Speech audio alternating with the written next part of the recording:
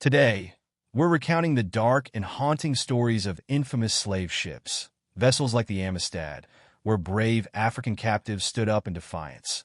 The Zong, whose crew committed an unimaginable massacre by throwing enslaved people overboard for insurance money. And the Clotilda, the last ship to smuggle enslaved Africans to the United States long after the trade was outlawed. Each of these ships tells a chilling story of human resilience against a brutal system, showing the extremes of cruelty and courage. In the year 1839, the Spanish schooner La Amistad sailed from Havana, Cuba, carrying 53 Africans who had been captured and sold into slavery. These individuals were from the Mind region of West Africa and were illegally transported to Havana, a bustling hub for the transatlantic slave trade. Among them was a young man named Singby P., more commonly known as Sink. As the Amistad traveled through the Caribbean waters bound for Port-au-Principe, the captives, led by Sink, seized an opportunity amidst the wide, deep sea to gain control over their deplorable fate. Late one stormy night, armed with a hoarded sugarcane knife, they revolted against their captors. In the ensuing chaos, several crew members were killed, but two, the ship's cook and Ruiz, were spared on the condition they would navigate the ship back to Africa.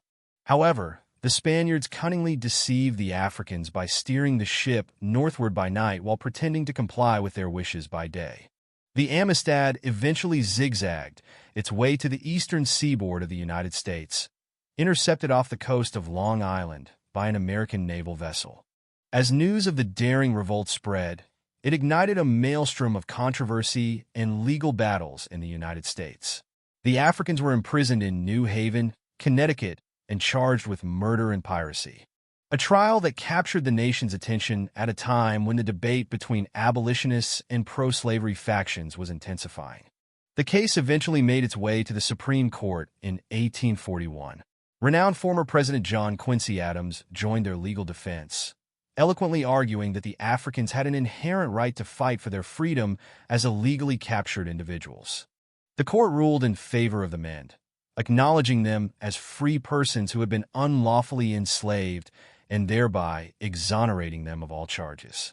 The decision was a landmark victory for abolitionists and added considerable momentum to the anti-slavery movement, advocating for freedom and justice. Eventually, the Amistad captives, including Sink, returned to their homeland, but not before leaving an indelible mark on the course of American history. The Tequera's Dark Voyage.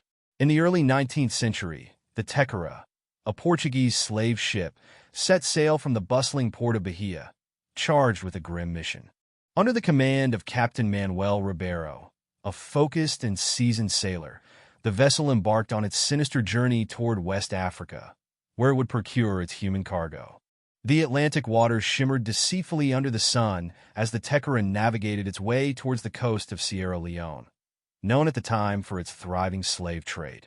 The ship's journey was not just fraught with physical challenges, but moral ones as well. Among the crew was young João, a cabin boy of only 14, who had joined the voyage to learn the art of sailing. With innocent eyes, he watched as the ship's hold filled with men, women, and children, shackled and stripped of their freedom. The cries and prayers of the captives were both a torment and a revelation to João, opening his heart to the human tragedy unfolding around him. Though forbidden from interacting with the captives, João would often extend small kindnesses, an extra piece of bread, a whispered conversation, and broken mend. He learned their stories, fragments of lives once filled with laughter and family. As the Tequera crossed the treacherous waters, a storm hit with ferocious intensity. The waves towered like great walls, crashing upon the ship, threatening to claim it. The crew worked feverishly to maintain control, while the captives huddled in the dark, damp hold, their misery compounded by fear of drowning. When the storm subsided and the sea calmed, the ship had been badly damaged but intact. It was then that the crew realized they were critically off course and running low on provisions. A decision had to be made to turn back, knowing the financiers in Bahia would not welcome empty hands, or to press on to the Americas, risking both cargo and crew. Captain Ribeiro, driven by profit and pride, chose the latter. The reckoning came when the Tequera was intercepted by a British abolitionist vessel patrolling the waters near Cuba. The Tequera's captives were freed, and the crew arrested, facing charges of illegal slave trading. Joao, deeply affected, vowed never to be part of such darkness again. The Tequera's voyage ended in disgrace, but its legacy lived in the strands of hope carried by the freed and the lesson learned by the young sailor who chose light over shadow. The last voyage of the Clotilda. In the quiet waters off Mobile, Alabama, on a moonlit night in 1860, the echoes of clanking chains and whispered voices filled the humid air. The schooner Clotilda, small and seemingly innocuous, floated silently, hiding a dark and forbidden cargo, the last group of African captives to be brought illegally to the United States. Captain William Foster, a man driven by greed and arrogance, stood at the helm. He had made a wager with wealthy landowner Timothy Meare, boasting that he could outwit the authorities and smuggle slaves despite the international ban. Thus began a treacherous journey that would mark the pages of history with tales of sorrow and survival. Hidden beneath the deck of Clotilda, the African captives endured an unimaginable horror. Cramped together in the filthy hold, the 53 men and women shared whispered hopes and plans, their dreams echoing across the vast ocean they had been forced to traverse. Among them was Clotilda, also known as Cudjoe Lewis, whose memories of home served as both comfort and torment. The voyage was fraught with peril, yet after weeks at sea, the Clotilda evaded capture, reaching the Alabama shores unscathed. However, their escape was short-lived. To erase evidence of his crime, Foster ordered the ship to be burned and sunk in the Mobile Tensaw Delta, leaving little trace of its haunting journey. Upon disembarkation, the captives faced a new struggle as they were sold into slavery. Despite the loss of their freedom, their resilience ignited a spark of hope. Clotilda and his fellow captives would eventually establish Africa Down, a community preserving their cultural heritage and stories for generations to come. The memory of Clotilda, buried beneath murky waters, lingered like a ghost in the consciousness of those who remembered. Years later, its remains were discovered, confirming the tales passed down and providing a tangible connection to a painful past. Though the Clotilda's voyage was one of treachery, it also forged an enduring legacy, a testament to the strength of human spirit and the everlasting search for justice and dignity. The tragedy of the São José slave ship.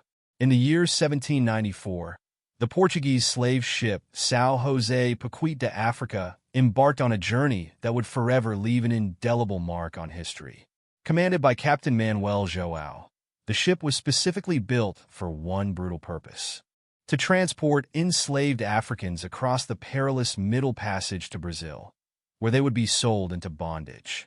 The São José set sail from Lisbon with a seasoned crew accustomed to the harsh realities of the transatlantic slave trade.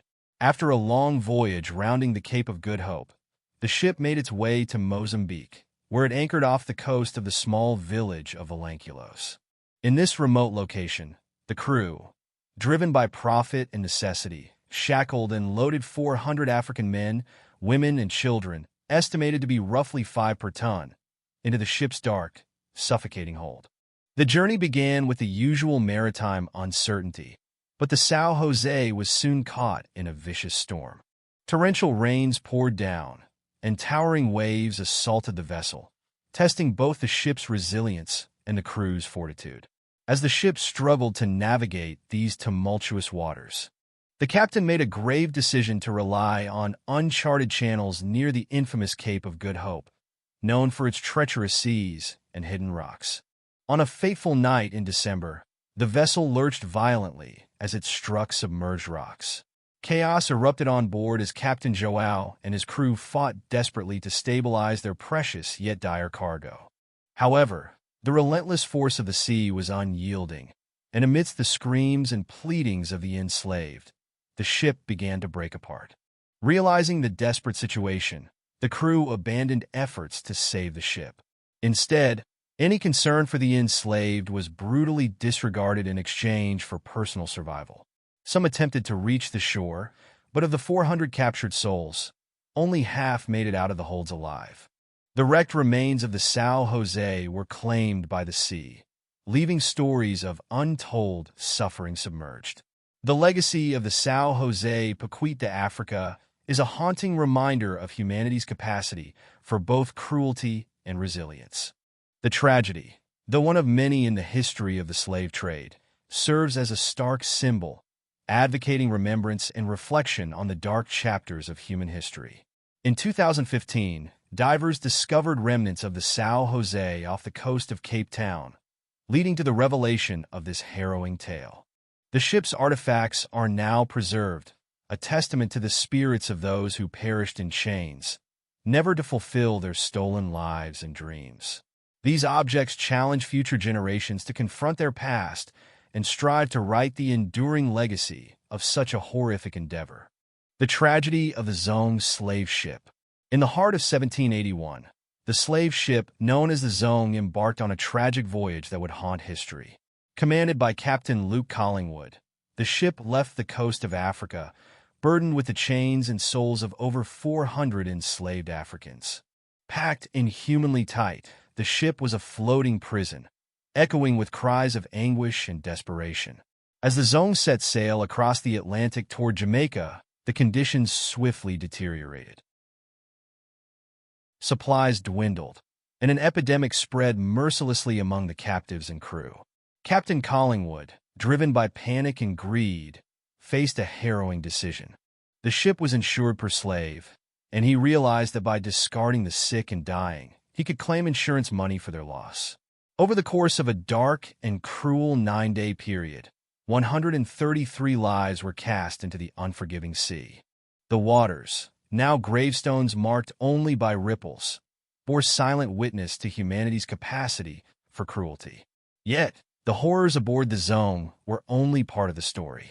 Upon reaching shore, Collingwood and the ship's owners filed an insurance claim, arguing that the murders were a necessity due to limited supplies. The case went to court, sparking fierce debate and highlighting the grotesque realities of the slave trade.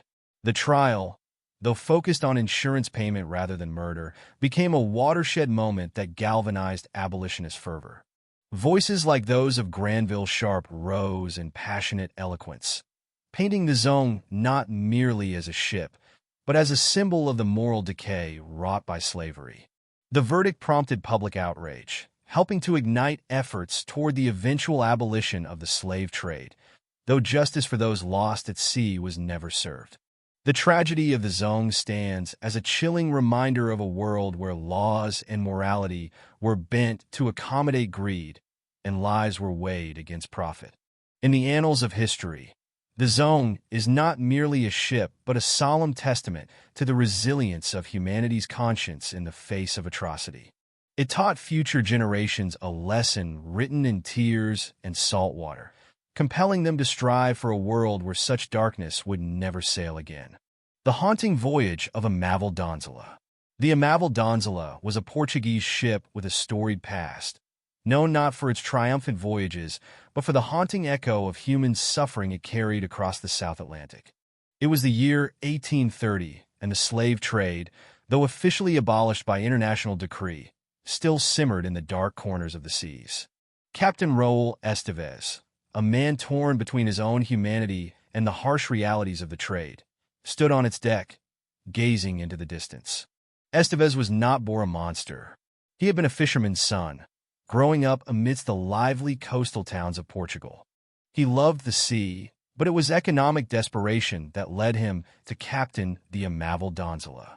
Under the guise of transporting goods, his ship carried a dreadful cargo, hundreds of enslaved Africans bound for the plantations of Brazil. The ship's hold was a suffocating warren of wooden planks and metal chains, where men, women, and children were crammed together in appalling conditions. Each face told a story of loss and fear, names forgotten by history, but memories imprinted on the souls of those who survived. Among them was Kofi, a young man with a fierce resolve. Born to a warrior tribe, his heart burned with the memory of his capture. Kofi had vowed not to break, and in the ship's dim recesses, he whispered stories of hope and resistance, his words weaving a fragile thread of solidarity among his fellow captives. The crew, though hardened, was not immune to the discomforting air that drifted up from the hold. Some, like Miguel, the second mate, began to question their involvement, sneaking food and water below deck, small acts of rebellion that risked the wrath of Captain Estevez. As they traversed the ocean, a fierce storm overtook the Amavil Donzella, thrashing it mercilessly on the waves. It was in this chaotic tempest that the bonds of human decency snapped within Estevez. Faced with his own potential demise, he ordered the chains unshackled. "Survive as best you can," he yelled, his voice barely audible over the roar of the sea. The storm eventually passed, leaving the ship battered but afloat. Freed, Kofi and many others stumbled onto the shores of Brazil, their futures uncertain, but blessedly their own. Freedom's Voyage, a tale of resistance. In the year 1717, the slave ship La Concorde departed from Nantes, France, on a mission soaked in greed and cruelty, bound for the West African coast. The ship's captain, Bertrand Maynard, was a hardened seafarer, driven by the promise of wealth and the influence of the powerful slave trade. The crew, a motley assortment of sailors and opportunists, were ready to endure the hardships of the Middle Passage, indifferent to the suffering of their human cargo. As La Concorde weighed anchor off the African shores, the sweltering heat hung heavy, mirroring the tense anticipation in the air. The crew began to forcibly enslave hundreds of men, women, and children. Chained and anguished, the captives were herded into the ship's hold where oppressive darkness and the stench of despair awaited them. Among the captives was a young man named Kwame, who had been taken from his village. He possessed a resilient spirit and a glimmer of hope that one day he might be free. His sharp, observant eyes noticed the weakening resolve in some of the crew, men who seemed haunted by the inhumanity of their actions. The journey across the Atlantic was fraught with hardship. Disease and death were constant companions aboard La Concorde as the ship battled relentless storms.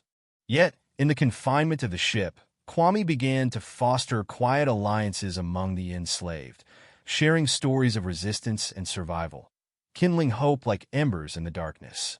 As the ship neared the Caribbean Sea, a twist of fate came in the form of an encounter with a noble pirate ship commanded by the infamous Edward Teach, better known as Blackbeard. His ship, the Queen Anne's Revenge, ambushed La Concorde, seeking fortune and infamy on its own terms. Blackbeard and his crew, fierce yet curious about the enslaved Africans, treated them not as cargo, but as humans, speaking with Kwame through gestures and rudimentary understanding. Perhaps it was this unexpected act of recognition, an acknowledgement of shared humanity, that inspired what happened next. Seizing the opportunity during a night shrouded in tropical storms, Kwame and the other captives revolted. Utilizing the chaos, they overpowered the depleted and weary crew.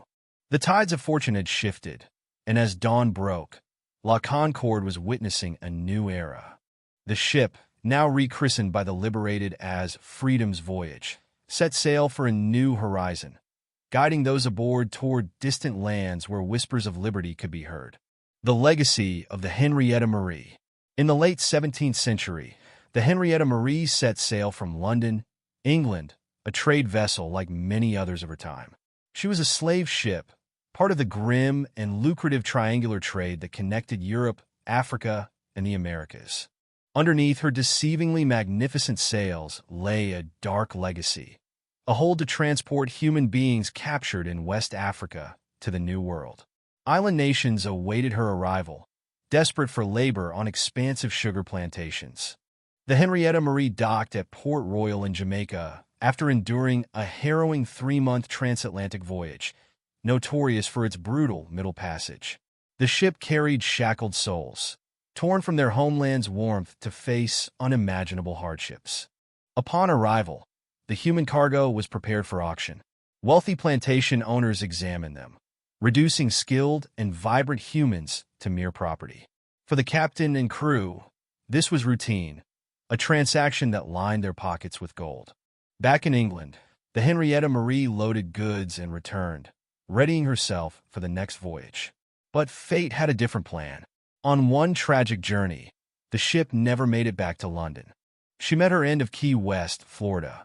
Perhaps it was a fierce storm or a navigational error, leading her to treacherous reefs that tore into her hull, dragging her beneath the waves.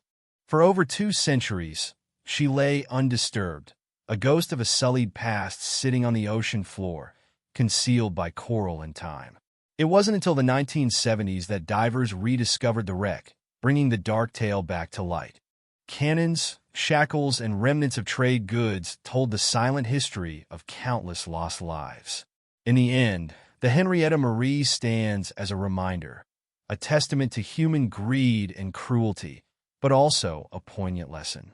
Her rediscovery rekindled stories that demanded to be heard about the strength and resilience of those who were enslaved and the depravity of those who profited from it.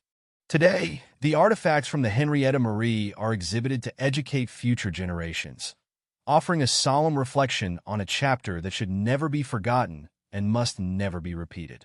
Mutiny on the Wildfire. In the year 1860, the infamous slave ship Wildfire embarked on one of its most tragic voyages. Owned by a group of American financiers, the ship set sail from the African coast, laden with unfortunate souls who had been captured and forced into slavery. The captain, Thomas James, was a ruthless man, known for his cold demeanor and harsh treatment of both crew and captives alike. The Wildfire was notorious for its cramped and inhumane conditions, with slaves packed like cargo under the sweltering heat of the ship's hold. The men, women, and even children who were chained to the ship's decks knew that they were facing an uncertain future, their cries of despair echoing against the wooden walls of their floating prison. One of the captives, a young man named Kofi, stood out from the rest. Intelligent and resourceful, he understood the power of hope and resilience. Kofi began communicating silently with his fellow captives through a series of whispers and subtle nods, urging them to unite and share the precious bits of encouragement he managed to muster. As the Wildfire traversed the treacherous waters of the Atlantic, tensions among the crew began to rise. Several men, appalled by the merciless treatment of the captives, started questioning the morality of their actions. In secret, they conspired to revolt against Captain James and end the voyage to hell. Late one stormy night, the mutiny commenced. The courageous crew members who sided with the captives forced their way into the captain's quarters. With the captives joining the fray, a tense struggle unfolded. Kofi, now a symbol of defiance, seized the moment to lead his fellow captives in the fight, and together, they overpowered the captain and his loyalists. With control of the Wildfire secured, the mutinous crew and the freed captives set their new course for the islands of the Caribbean, a place where they hoped freedom could be found. Though the journey was perilous and the future uncertain, a sense of hope enveloped the once doomed ship. The tale of the Wildfire spread far and wide, serving as a stark reminder of both the horrors of slavery and the unyielding human spirit. The courage displayed by Kofi and his companions became legendary, inspiring others to fight for equality and justice. Once a ship of despair, the Wildfire's journey became a symbol of hope and transformation. The Neptune's Rebellion. In the year 1790, the slave ship Neptune set sail from the bustling port of Liverpool, marking the beginning of a harrowing journey that would leave an indelible mark on history. The captain, Thomas Reynolds, was a hardened man, known for his ruthless efficiency and a shipmate of the merciless transatlantic trade. With an ambitious crew driven by profit and a cargo hold destined to be filled with unimaginable misery, the ship's journey was doomed from the start. Among the crew was young James, a cabin boy recently orphaned, who saw the voyage as a means to survive and perhaps make a fortune. Little did he know, his fortunes were to be linked with not just the ship, but also its human cargo. As the ship navigated the choppy Atlantic, the cries from the hold below penetrated the salty air. Hundreds of abducted souls from the African coast were shackled beneath the deck, suffering from the hellish conditions of the Middle Passage. Disease, despair, and death whispered among the captives, yet a spirit of resilience flickered softly. Odissa, a former leader from a small village, was one of the captives. He quickly became the sun in the darkness for his fellow prisoners, whose spirits swayed between hope and hopelessness. "Stay strong," he would whisper in the small hours of dawn through parched lips. His stoic leadership became a beacon for those whose lives were spiraling out of control. James, moved by the overwhelming suffering he saw, found himself drawn to the people below deck. In secret, he began smuggling small morsels of food and water to the captives, compelled by a growing sense of empathy and moral awakening. Weeks into the voyage, illness struck the crew, reducing their strength significantly. Sensing an opportunity, Odissa began to plan for a revolt. With James' aid, he communicated quietly among the imprisoned. The plan was perilous: rise against their captors in the middle of the night and seize control of the ship. When the night arrived, adrenaline surged as Odysseus' people fought for freedom. James, torn between his two worlds, chose to stand with the captives, helping them navigate the chaos. By dawn, the Neptune was a changed vessel. Under Odysseus' reluctant but necessary command, those who survived took control and navigated back towards Africa. James, now seen as an ally, remained on board, finding a new family among the freed.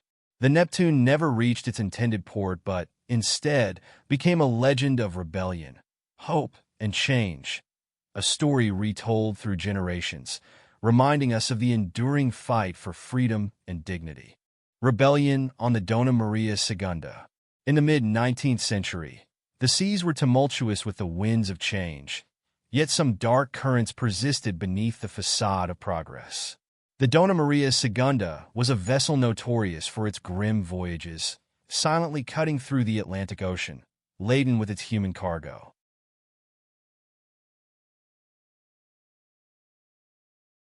His piercing eyes and weathered face told tales of countless voyages. Beneath the decks, shackled and confined, were hundreds of men, women, and children. Their spirits were not broken, merely suppressed, awaiting a spark that would set their determination ablaze. Among the captives was an elder named Bomba, whose wisdom was whispered along the chains. Many looked up to him, not for his strength, but for his hope. Beside him was Asha, a young woman with defiant eyes and a heart full of fire. Together they concocted a plan, whispering in hushed tones during the oppressive nights. The sea was their ally, as unpredictable as their revolt. On a night when the moon hid behind heavy clouds and the sea growled with approaching storms, Asha stood, her chains rustling like ancient spirits stirring awake. She gave a silent nod to Bomba. The time had come. The storm was fierce, shaking the foundations of the Dona Maria Segunda. The mutiny was equally fierce. Asha and Bomba, along with many shackled souls, rose from the belly of the ship. They moved with the tempest, taking the crew by surprise. Fear clashed with hope in the confined depths of the vessel. Captain Silvera, caught amidst the chaos, tried to reassert control, barking orders that were drowned by the storm's roar and the cries of resistance. But this was not a night for tyranny to prevail. Through courage and unity, the captives overpowered the crew. Many of them fell into the dark waters, swallowed by the very ocean they had traversed with malice. Asha stood triumphant next to Bomba, the deck now a symbol of their freedom. With the crew subdued, Asha, Bomba, and the others took control of the Dona Maria Segunda. No longer was it a ship of despair. It became a vessel of hope, steering a new course towards the uncertain promise of freedom. The ship sailed towards the horizon, where the crescent moon gently peeked through parting clouds, casting a silver path ahead, a beacon of new beginnings. And so, the tale of the Dona Maria Segunda turned from one of oppression to a legend of liberation, whispered in winds across oceans, forever remembered. Amina's revolt on the Marqués de Pombal. In the year 1781, the Marqués de Pombal, a notorious slave ship, embarked on its grim journey across the Atlantic. The captain, a stoic man named Captain Vizcaya, was known for his unyielding disposition and his ability to navigate the treacherous waters. His crew was a motley mix of hardened sailors and desperate men, all seeking fortune in the perilous trade of human lives. Beneath the deck, huddled in squalid conditions, were hundreds of enslaved individuals from West Africa. Among them was Amina, a young woman with unwavering resolve. Her eyes, though weary, held a fiery spirit. She clung to the memories of her family, the vibrant colors of her homeland, and a distant hope for freedom. As the Marqués de Pombal sailed onward, the journey was fraught with danger. Storms raged with untamed fury, threatening to capsize the vessel. The crew struggled against the elements, and whispers of dissent began to echo among them. Meanwhile, below deck, Amina emerged as a beacon of quiet resistance. She whispered words of comfort and courage to those around her, creating a subtle thread of unity amongst the enslaved. One fateful night, as the ship rocked violently under the tempest, a plan began to take shape. Amina, with her newfound allies, devised a way to break the chains that held them. Driven by desperation and courage, they waited for the opportune moment when the crew was most distracted by the storm. When the moment finally came, Amina led the charge with a heart full of defiance. The enslaved rose from the depths of the ship, overtaking the unsuspecting crew. Chaos ensued as the enslaved fought for their freedom, and the power structure of the Marqués de Pombal was turned upside down.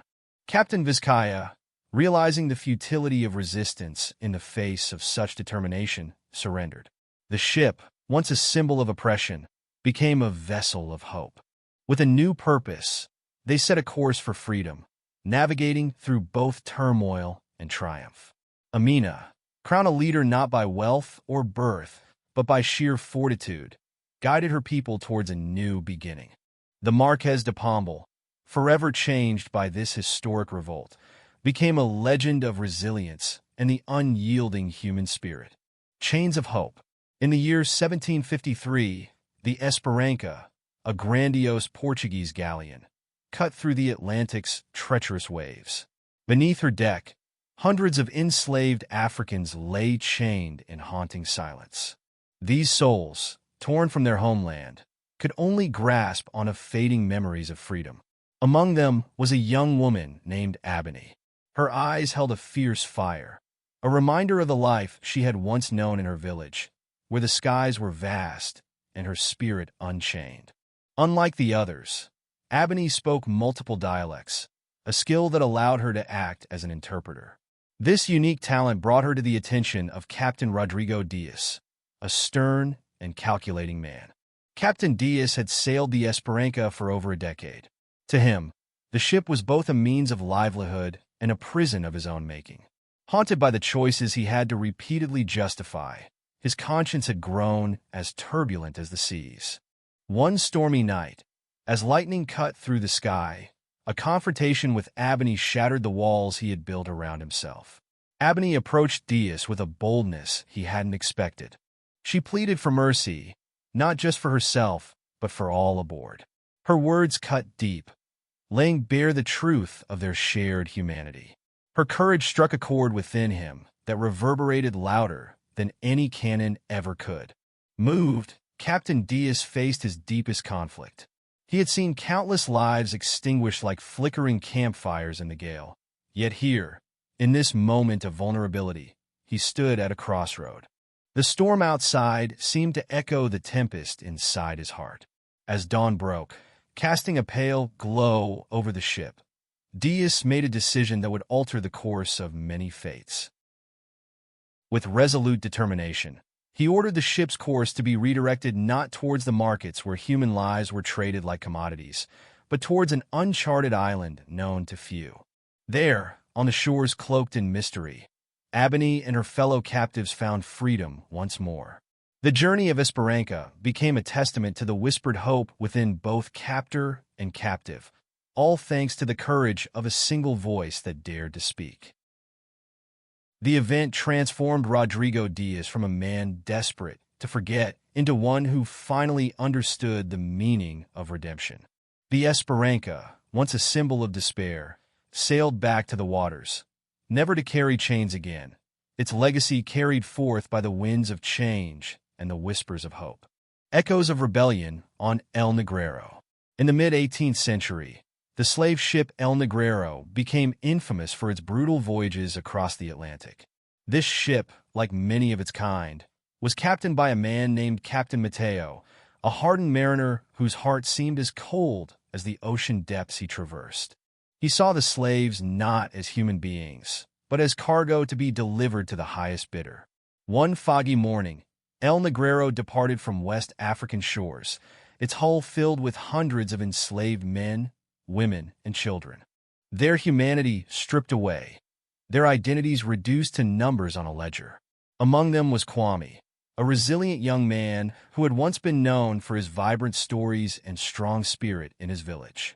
As the days turned into weeks, the air within the ship's hold grew thick with despair and the stench of suffering. In those oppressive darknesses, Kwame found an unlikely ally in a fellow captive, Alma, whose gentle murmurs of ancient songs brought a fleeting peace to the tortured souls around her. She spoke of her homeland and dreams of freedom, conjuring images of hope even in the direst of times. Despite the hope, conditions on the ship deteriorated. Disease spread rapidly, claiming lives with a cruel efficiency. The enslaved were chained, given barely enough food and water to survive. They were denied dignity, yet in whispered conversations, they found solace and strength in unity. Soon, whispers turned into murmurs, and murmurs into plans. One stormy night, as wind and rain battered El Negrero, Kwame and Alma led a daring attempt against their oppressors. As the ship rocked violently, a group of slaves tried to seize control. Captain Mateo, aware of the risk of loss, ordered his men to quash the rebellion with brutal force. The struggle was fierce, and though the effort was monumental, Kwame and his companions were outmatched. Yet, in their defeat lay a spark, a testament to their unyielding spirit. Legends of the courageous souls who had challenged the iron fist of oppression began to spread, planting seeds of strength in other hearts. The story of the rebellion on El Negrero served as a beacon, a reminder to the world of the inextinguishable human desire for liberty. Though El Negrero continued its woeful voyages, the echoes of rebellion lingered, part of a long and grueling journey toward eventual emancipation. The tale of the ship became part of the tragic yet resilient narrative of human hope and resistance against all odds. The Antelope's journey to freedom. In the early 19th century, a slave ship named the Antelope set sail for the Americas. Laden with hundreds of African men, women, and children, the vessel navigated treacherous waters, a grim symbol of mankind's capacity for cruelty and greed. Yet, the journey of the Antelope was destined to become a pivotal event in the struggle against the transatlantic slave trade. The captain, a dubious man by the name of Mateo, piloted the ship with a single-minded focus on profit. Unbeknownst to him, an international wave of opposition against slavery was mounting, threatening to bring down the decrepit institution he served. A diverse crew, including hardened sailors and a smattering of unwilling participants, filled the ship's belly as the sails caught the unforgiving winds. As the Antelope crossed the Atlantic, a storm of unprecedented fury descended, battering the ship and putting fortunes and lives alike at risk. When the winds subsided, the Antelope was cast adrift, battered yet afloat, until they were seized by a privateer flying the flag of the United States. This turn of events sent the ship into the annals of history. The Antelope was then escorted to Savannah, Georgia, where its human cargo was brought ashore, thrusting the ship into the legal spotlight of America's fledgling courts. It was here that an unprecedented legal battle unfolded, a fight between abolitionists and those who sought to uphold the slave trade. Judge Henry Hobson, a man known for his impartiality, presided over the affair with a steady hand. He listened intently as arguments wove tales of ships swapped, cargoes exchanged at sea, and lives bought and sold in lawless ports. But it was not just a case of ownership. It became a question of morality, human rights, and the future direction of a nation. In a surprising twist, Judge Hobson's decision turned on the principle of freedom, declaring that since the fate of the captives was not clearly bound by Spanish law, under whose flag the ship sailed, they must be set free if no legal master could claim them. The judgment resonated far beyond the courtroom, inspiring a new fervor in the abolitionist movement and sowing seeds of doubt among proponents of slavery. The captives, many of whom had already resigned themselves to a fate of toil in an unknown land, instead walked towards a new dawn of freedom, carrying with them hopes for a world where liberty reigned and the chains of servitude were but a shadow of the past. The Antelope's ill-fated journey not only highlighted the horrors of human trafficking, but also marked the growing resolve to confront it, a resolve that would ultimately swell into the abolition of the slave trade and, eventually, slavery itself. The Diligent's journey to freedom. In the year 1731, the ship Diligent set sail from the bustling port of Nantes, France. Captain Pierre Malvillon stood on the deck, a man confident in his skill but uneasy in spirit. The Diligent was no ordinary vessel. It was a slave ship bound for Africa to transport human lives across the Atlantic. The crew was a ragtag mix of hardened sailors and naive recruits, each drawn to the perilous journey for reasons as varied as their ages and backgrounds. Antoine, a young deckhand with dreams of fortune, quickly learned that the reality of his task was filled with moral conflict.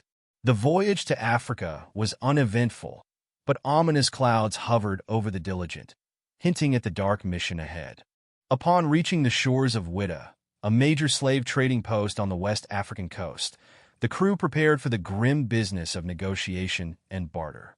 Captain Malvillon met with the local slave traders, his heart heavy as he discussed goods and lives as if they were one and the same. The Africans who were brought to the ship were shackled, their faces a mixture of defiance and despair, each person a universe of untold stories. As the Diligent set course for the Caribbean, the atmosphere on board changed. The cramped quarters held hundreds of souls packed tightly, forced to endure the unimaginable. Disease and death were constant companions, and the crew was tasked with maintaining an eerie equilibrium, a grim balance between the living and the lost. Antoine found himself torn. He had wanted adventure, but the cries of the captives haunted him. He saw them not as numbers in a ledger, but as people. One night, driven by empathy and a swelling sense of justice, he snuck into the hold with stolen food and water to offer what little comfort he could. A storm struck halfway across the Atlantic, pitching the ship violently. Cargo shifted, fear spread, and an opportunity arose. The captives, led by a resilient man named Kwame, seized the chaos to stage a rebellion. In a surprising turn of fortune, they overpowered enough of the weary crew to take control of the ship. Captain Malvillon, faced with the wrath of those he had wronged, saw his own fate mirrored in their eyes. Realizing the futility of resistance, he surrendered, and the ship changed course. The Diligent, once a vessel of despair, became a beacon of hope as it sailed back towards Africa. Antoine chose to stay with the freed captives, his eyes opening to a new path. Many would remember the voyage of the Diligent, not for its original dark mission, but for the light of freedom it ultimately carried. The Whydah Galley, a tale of piracy and fate. In the year 1716, the Whydah Galley set sail from London, bound for the west coast of Africa to exchange goods for enslaved people. The ship, a state-of-the-art slave galley, was captained by Lawrence Prince, renowned for his wealth and harsh discipline. But destiny had other plans for the Whydah. The voyage began as any other, with the Whydah successfully gathering captives from the African coast to transport them across the Atlantic Ocean. As the ship loaded its hold with gold, silver, and countless riches from the New World, it gleamed as a beacon of wealth and suffering. The real twist came when the Whydah encountered the notorious pirate Black Sam Bellamy. Under Bellamy's leadership, the pirates were audacious and cunning, known for capturing rich vessels with skill rather than sheer might. Unlike the brutal image most pirates had, Bellamy treated his crew and captives with a rare kindness. In a daring move, Bellamy and his crew overtook the Whydah in early 1717, calling the beleaguered prince and offering him escape if he surrendered the ship and his wealth. Reluctantly, Prince acquiesced, and Bellamy became the new captain of the Whydah, now transformed from a symbol of human misery to Bellamy's most daring consort. Bellamy had dreams far beyond piracy. He yearned to return to his love, Maria, in Cape Cod, amassing enough wealth to give her a prosperous life. The crew sensed the impending change as Bellamy altered the ship's course toward New England, laden with treasures ready to be retired from a life of piracy. But the Atlantic had its own perils. On a stormy night in April 1717, the Whydah met its fate off the coast of Cape Cod. Buffeted by relentless gales and towering waves, the ship capsized and sank, taking with it the dreams of Bellamy and his men, as well as the treasures of the New World. Thanks to the turbulent sea, the ship was quickly buried beneath the shifting sands, guarding its secrets for centuries. It wasn't until 1984 that an intrepid explorer named Barry Clifford uncovered its remains, a chilling yet incredible time capsule of a bygone era. Today, the story of the Whydah Galley serves as both a reminder of humanity's darkest deeds and a captivating tale of ambition and romance. Its legacy continues to intrigue, a blend of historical truths and pirate lore that draws those seeking to unlock the mysteries of the deep.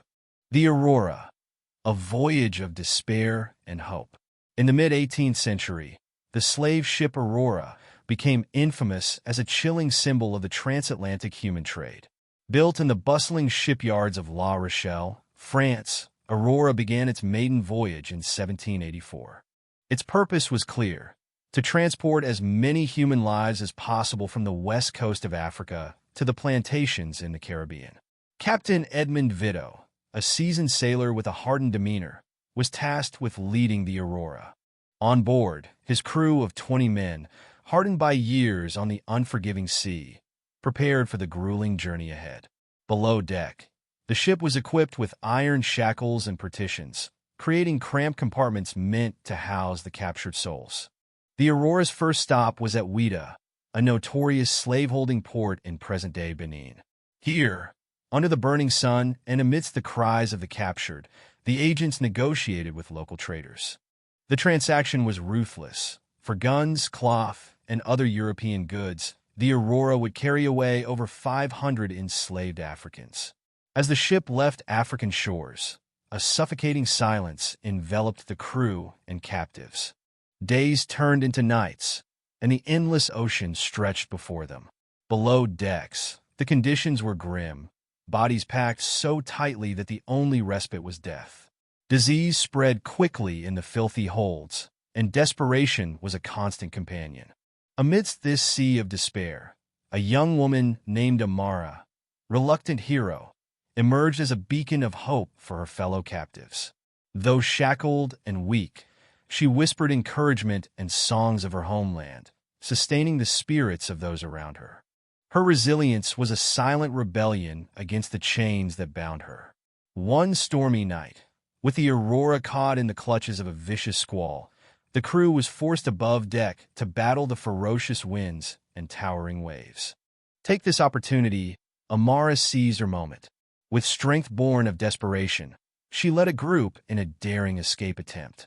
They broke free of their shackles, and though their fate in the stormy sea was perilous, for them it was preferable to the certainty of enslavement. The storm claimed many, but legends speak of a few who reached the islands, carried by the merciless sea. Captain Vitto, with diminished numbers, finally reached the Caribbean, only to find a diminished and weary crew. The tale of the Aurora's harrowing voyage spread far and wide, a grim reminder of the brutality and resistance intertwined in the legacy of slavery. Thus ended the voyage of the Aurora, a ship that sailed not just on the ocean currents, but through the turbulent seas of human conscience. The echoes of its journey resonate through history, a sobering testimony to the resilience of the human spirit even in the darkest times. Voyage of the slave ship Hannibal. In the chill dawn of 1693, the slave ship Hannibal lay anchored off the coast of Calabar, her dark form etched against the horizon. Captain Thomas Phillips stood on the deck, his eyes scanning the tropical shoreline. Known for his meticulous records, Phillips was about to embark on a journey that would etch notoriety into his name and wove himself into the grim tapestry of the Atlantic slave trade. The Hannibal, a three-masted vessel, was fitted to carry her wretched human cargo across the sea. Below deck, the ship's layout had been cruelly transformed into a space for over 700 Africans, seized from their homes and freedom. Phillips, indifferent to the suffering, saw them as mere numbers in a logbook. As the embarkation began, every corner of the Hannibal groaned under the weight of distressed souls.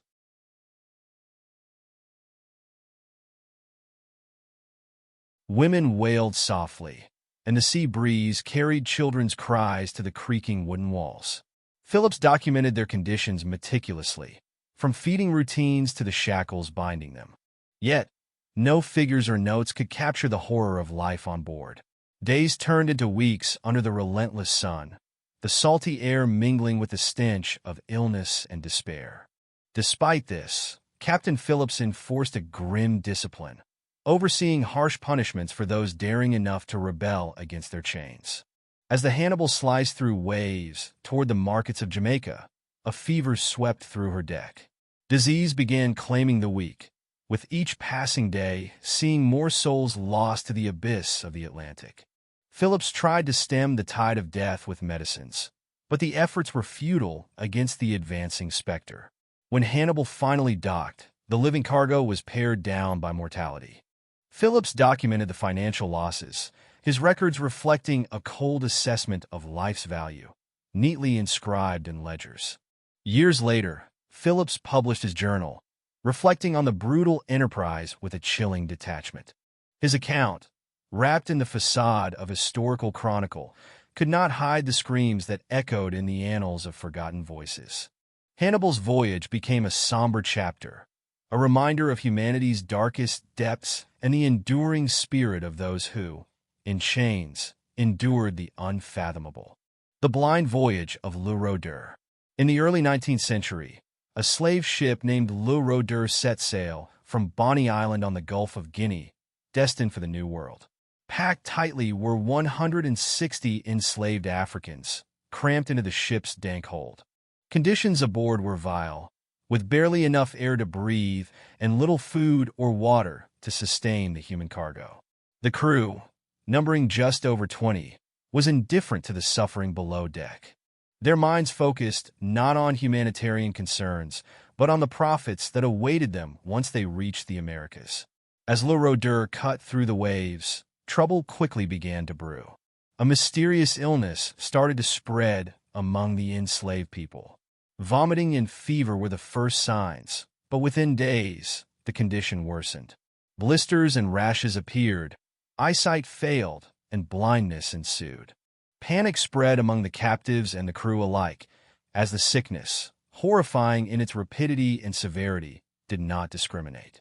With eerie swiftness, one by one, each member of the crew began to succumb to blindness. Fear morphed into hysteria, blinding more than half the crew within weeks. Those who could still see attempted to maintain control, but the dread of losing their own sight plagued their minds. Captain Boucher, who still had his sight, faced everyone's fears head-on. He worried about steering the ship with so few left to man it, and desperation took hold as he wondered if they could even complete the journey.